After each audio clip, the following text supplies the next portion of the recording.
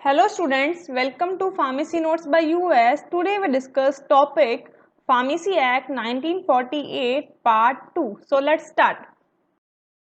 इसके अंदर अपन बात करेंगे फार्मेसी काउंसिल ऑफ इंडिया के बारे में। अभी तक अपन ने पढ़ लिया है कि फार्मेसी एक्ट होता क्या है, क्यों बनाया गया था, इसके ऑब्जेक्टिव्स क्या हैं, इनके बारे में। अब अपन बात करेंगे फार्मेसी काउंसिल ऑफ इंडिया, यानी कि जो फार्मेसी एक्ट बना था, यानी कि भाई कौन कौन है जो कि फार्मेसी यानी कि मेडिसिन हैं जो बना सकता है, कौन है जो बेच सकता है। ये तो सरकार ने क्या दिया कि हर कोई है जो कि मेडिसिन नहीं बेच सकता, नहीं बना सकता। बट इन चीज़ों को रेगुलेट कौन करेगा, रेगुलेट करने के लिए भी कोई मेंबर चाहिए, कोई कमेटी चाहिए। उसके लिए बनाया गया pharmacy council of India, PCI, इसे सेंट्रल काउंसिल भी कहते हैं। इन्होंने ये बनाया और कुछ कमिटीज गठित कर दी साथ साथ ही, और इसके अंदर कुछ मेंबर्स को ऐड किया और ये कहा कि भाई ये लोग हैं जो इन सारी रेगुलेशंस के बारे में ध्यान रखेंगे कि भाई कौन है जो फार्मेसी कर सकता है, किसको डिग्री मिलेगी, कौन एलिजिबल है for selling and dispensing of medicine. तो the pharmacy council of India और the central council constituted by the central government, यानी कि जो फार्मेसी काउंसिल ऑफ इंडिया है इसको कंस्टिट्यूट किया सेंट्रल गवर्नमेंट ने। The first council was constituted इन 1949, यानी कि जो फर्स्ट काउंसिल थी जो बनी थी 1949 में। और जैसे कि अपने जो प्रधानमंत्री होते हैं, प्रेसिडेंट्स होते हैं, इनका भी एक सीमित कार्यकाल होता है, जैसे 5 साल का, 4 साल का। वैसे के वैसे ही जो फार्मेसी काउंसिल ऑफ इंडिया के अंदर भी जो लोग मेंबर्स बनते हैं उनका भी एक फिक्स कार्यकाल होता है। वो भी कुछ समय के लिए गठित होती है, फिर वापस वो भंग की जाती है और वापस उसके लोगों का चयन किया जाता है। तो it is reconstituted in every 5 year, यानी कि यह हर 5 सालों में इसके अंदर चुनाव होते हैं और लोग चुने जाते हैं। बात करते हैं constitution of pharmacy council of India, यानी कि इसके अंदर जो फार्मेसी काउंसिल ऑफ इंडिया है उसके अंदर कौन कौन से लोग हैं उनके बारे में अपन बात करेंगे और इनको कौन कौन चुनता है। तो सबसे पहले अगर अपन बात करें तो 3 तरीके के मेंबर होते हैं, एक होता है इलेक्टेड मेंबर, एक होता है नॉमिनेटेड मेंबर और एक होता है x officer member. Elected members की मैं बात करूं तो इलेक्टेड मेंबर यानी कि जो निर्वाचित किए जाते हैं, यानी कि जिन लोगों को हम चुनते हैं वोटिंग के द्वारा। जी हाँ, जैसे कि अपने पास फार्मेसी की डिग्री आती है, जब अपन रजिस्टर्ड फार्मासिस्ट बनते हैं तो अपने पास भी एक हक होता है जो पीसीआई के अंदर जो इलेक्टेड मेंबर है उनको चुनने का। अपने पास एक पैनल आता है जिसके अंदर लोग खड़े होते हैं और अपन भी उनको वोट दे सकते हैं। फिर नॉमिनेटेड मेंबर, नॉमिनेटेड मेंबर वो है जिनको जो गवर्नमेंट है वो चूज करती है, हर एक स्टेट का डिफरेंट डिफरेंट जो फार्मासिस्ट है अकॉर्डिंग टू द रिक्वायरमेंट्स सरकार उन्हें चुनती है। ये टोटल 9 होते हैं। और फिर होता है ex officio member. X officio members वो रहते हैं जो कि बेसिकली फार्मेसी फार्मेसी प्रोफेशन के अंदर जो बड़ी बड़ी जगह हैं, बहुत ही बड़ी बड़ी लेबोरेटरीज हैं, वहाँ के जो डायरेक्टर्स होते हैं, जो रिटायर्ड डायरेक्टर्स हैं, उन्हें एक्स ऑफिसो मेंबर्स बना दिया जाता है। अब ये इलेक्टेड किसी के थ्रू होते हैं, तो बता देखते हैं कि कौन है, किसको इलेक्ट करता है। तो बेसिकली सबसे पहले बात करते हैं अपन इलेक्टेड मेंबर्स की। टोटल इलेक्टेड मेंबर होते हैं 8। उसमें से 6 मेंबर्स तो होते हैं at least one teacher of each of the pharmaceutical chemistry, pharmacy and pharmacognosy and pharmacology, यानी कि 6 तो होंगे टीचर्स इसके अंदर जिनको कोई भी प्रोफेशन हो सकता है, चाहे वो केमिस्ट्री में एम फार्म हो, फार्माकोग्नोसी में हो, फार्मास्यूटिक्स में हो या फिर फार्माकोलॉजी में हो। ठीक है, ये तो इलेक्टेड किए जाते हैं बाय यूजीसी, यूजीसी यानी कि यूनिवर्सिटी ग्रांट कमीशन। फिर एक मेंबर होता है which is elected by PCI, PCI sorry MCI, MCI यानी कि मेडिकल काउंसिल ऑफ इंडिया, यानी कि एक तरीके से ये मान लो कि जो डॉक्टर होता है वो भी इसके अंदर एज ए मेंबर है जो इलेक्ट किया जाता है। एक मेंबर होता है which is elected by SCI, SCI यानी कि जो रजिस्टर्ड फार्मासिस्ट हैं वो। एससीआई यानी कि जो स्टेट काउंसिल ऑफ इंडिया है उसके थ्रू भी एक मेंबर है जो इलेक्ट किया जाता है। फिर है नॉमिनेटेड मेंबर, नॉमिनेटेड मेंबर जो कि सरकार है जो चयन करती है। इसके अंदर टोटल 9 मेंबर्स होते हैं, 6 + 1 + 1 + 1।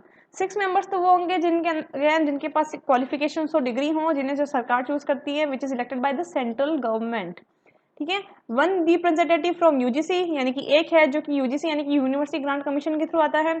एक आता है from the AICTE, AICTE known as all India council technical education. और एक मेंबर रहता है जो कि रजिस्टर्ड फार्मासिस्ट है फ्रॉम द ईच स्टेट, यानी टोटल ये 9 मेंबर्स रहते हैं। देन है ex officio members. Ex officio members 3 तरीके के रहते हैं पीसीआई के अंदर, यानी कि फार्मेसी काउंसिल ऑफ इंडिया के अंदर।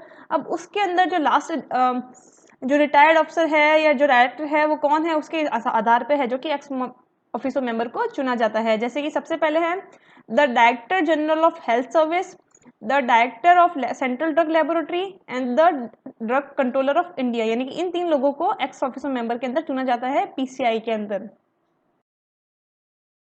बात करते हैं एग्जीक्यूटिव कमेटी, यानी कि जो पीसीआई है, यानी कि जो फार्मेसी काउंसिल ऑफ इंडिया, उसके अंदर एक एग्जीक्यूटिव कमेटी भी होती है जिसके अंदर एक प्रेसिडेंट होता है जो कि चेयरमैन है। Vice president which is an x officio member, and 5 members होते हैं which is elected by central council from among its member, यानी कि 5 मेंबर चुने जाते हैं इसके अंदर जो भी मेंबर है उसके द्वारा। साथ ही साथ जो रजिस्ट्रार अपॉइंट होता है वो भी इन्हीं के थ्रू किया जाता है। बात करते हैं कि भाई पीसीआई बना दी, इतने सारे मेंबर्स भी इलेक्ट कर दिए, नॉमिनेटेड मेंबर भी सिलेक्ट कर दिए, इलेक्टेड मेंबर भी हैं अपने पास और एक्स ऑफिसर मेंबर भी है जिन्हें बहुत सारा एक्सपीरियंस है इस फील्ड का। अब इनको काम क्या क्या है या काम क्या क्या करने होते हैं उनके बारे में बात करते हैं। तो फर्स्ट इनका फंक्शन रहता है to prescribe minimum standards of education required for qualification as a pharmacist, यानी कि ये लोग ये डिसाइड करते हैं कि अगर आपको फार्मासिस्ट बनना है आफ्टर +2 यानी कि 12th के बाद, तो आपको मिनिमम कितनी एजुकेशन लेनी पड़ेगी, कितने साल की डिग्री होगी और क्या क्या सिलेबस में रहेगा। ये सारी की सारी चीजें हैं जो कि फार्मेसी काउंसिल ऑफ इंडिया है जो डिसाइड करती है। To regulate minimum education standard, साथ ही साथ एजुकेशन स्टैंडर्ड क्या रहेगा, जैसे कि आपको पता है कि अभी जो पीसीआई ने ऑल ओवर इंडिया है जो कि बी फार्म का सिलेबस कॉमन कर दिया है, कॉमन सिलेबस लग रहा है, सब कुछ चीजें हैं जो काफी चेंज हो गई हैं। तो ये ही लोग डिसाइड करते हैं कि आपका जो एजुकेशन पैटर्न है वो क्या रहेगा, मिनिमम एजुकेशन स्टैंडर्ड आप किस तरीके से डिवाइड करेंगे। Then recognise qualification granted outside the territories to which Pharmacy Act 1948 extended for the purpose of qualifying for register under this act। साथ ही साथ जो लोग जो क्वालिफाई कर चुके हैं इस पर्टिकुलर डिग्री के साथ फार्मेसी एक्ट में, उनको किस तरीके से क्वालिफाई मांगना है और उनको किस तरीके से रजिस्ट्रेशन देना है। एक तरीके से ये कह सकते हैं कि कोई बाहर का बंदा आके यहाँ पे फार्मेसी कर रहा है या फिर यहाँ का पर्सन बाहर से जाके ये पर्टिकुलर कोई इस तरीके की डिग्री करके आता है, तो उनको रजिस्ट्रेशन किस तरीके से दिया जाता है या क्या प्रोसेसिंग है, कौन सा लाइसेंस लगेंगे, कौन से फॉर्म लगेंगे, ये सारी की सारी चीज़ें भी है जो कि पीसीआई डिसाइड करती हैं। Then to compile and maintain a central register for pharmacists containing names for all person for the time being entered in the state register, यानी कि साथ ही साथ सबसे पहले जो भी फार्मासिस्ट बनता है वो स्टेट जो फार्मेसी काउंसिल रजिस्टर है उसके अंदर अपना नाम दर्ज करवाता है। फिर जो स्टेट फार्मेसी काउंसिल वाले होते हैं वो अपना जो नाम है जो लिस्ट है वो कुछ समय बाद है जो कि पीसीआई को भेजते हैं। तो पीसीआई यानी कि जो सेंट्रल काउंसिल है उसका काम भी होता है कि जो स्टेट ने उनको रजिस्टर में रजिस्टर्ड फार्मासिस्ट के नाम भेजे हैं उनको मेंटेन करना, उनका रिकॉर्ड रखना, ये काम भी फार्मेसी काउंसिल ऑफ इंडिया का रहता है। फिर लास्ट में एजुकेशन रेगुलेशन, कितनी एजुकेशन रहेगी, किस तरीके से ट्रेनिंग होगी, टाइमिंग क्या रहेगा, कौन सी चीज़ें एक्सेप्टेबल है, कौन सी चीज़ें इलीगल है, वो सारी की सारी चीज़ें भी पीसीआई देखती है। Hope you understand and enjoy the video. Please like, share and subscribe. Thank you.